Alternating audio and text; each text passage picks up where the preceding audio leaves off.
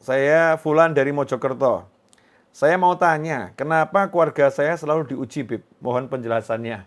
Ya, ini nanya kenapa kok keluarganya selalu diuji. Nah, sebelum saya jawab pertanyaan ini, maka bagi Anda yang ingin ikut andil untuk perjuangan kami di Majelis Ar-Raudhah, bisa transfer langsung ke nomor rekening yang tertera di layar monitor. Insya Allah akan menjadi sarana ya, yang manfaat untuk orang banyak dan mudah-mudahan barokah untuk kita semua. Amin.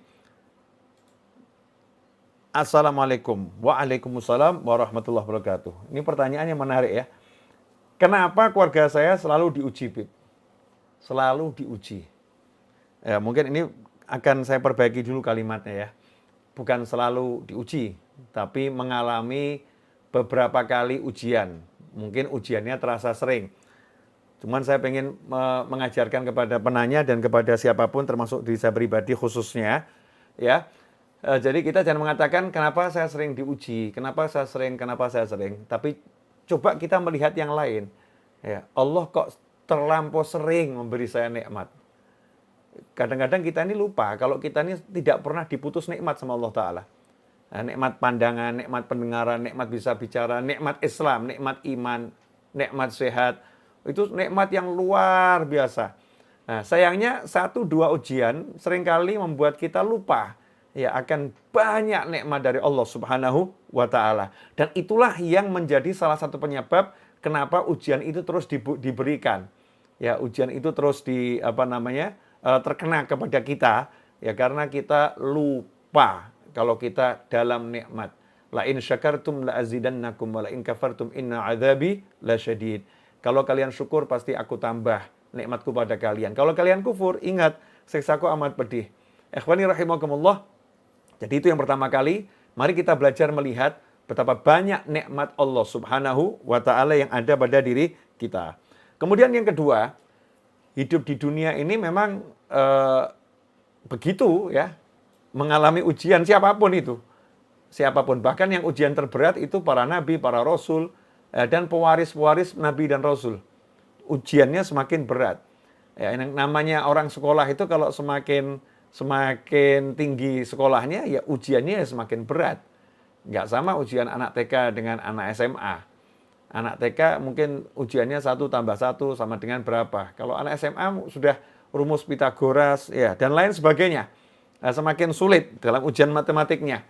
Dalam kehidupan juga begitu, semakin tinggi derajat kita di sisi Allah Ta'ala, maka semakin besar ujiannya dari Allah Subhanahu wa Ta'ala. Tapi ujian yang besar itu buat orang-orang beriman jadi ringan. Karena orang beriman tidak pernah berjalan sendiri. Selalu berjalan bersama Allah Ta'ala dan selalu ditolong oleh Allah Ta'ala sehingga beban yang berat pun nggak terasa berat. Ya seperti orang itu kalau suruh ngangkat beban 1 ton kan ya berat ya. Tapi kalau diangkatnya bukan pakai tangannya, tapi pakai mesin, maka dia cuma nyetir saja. 1 ton itu rasanya ringannya luar biasa. Sama-sama ngangkat berat 1 ton, beban 1 ton, tapi dia dibantu dengan alat. Jadinya ringan.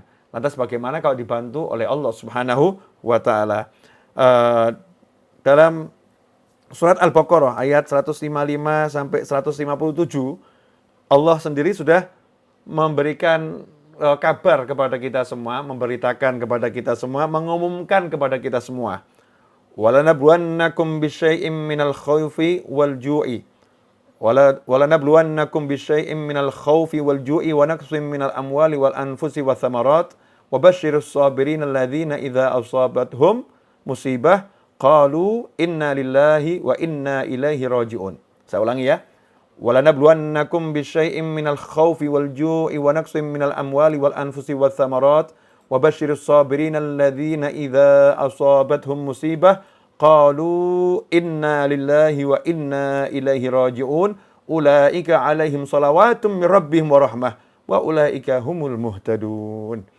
Kata Allah Ta'ala, dan sungguh kami pasti akan menguji kalian dengan sedikit rasa takut. Sedikit rasa takut. kemudian sedikit kelaparan. Ya, wa naqsim minal amwali wal anfusi was samarat, dan juga nanti akan berkurangnya harta, berkurangnya jiwa, dan berkurangnya buah-buahan.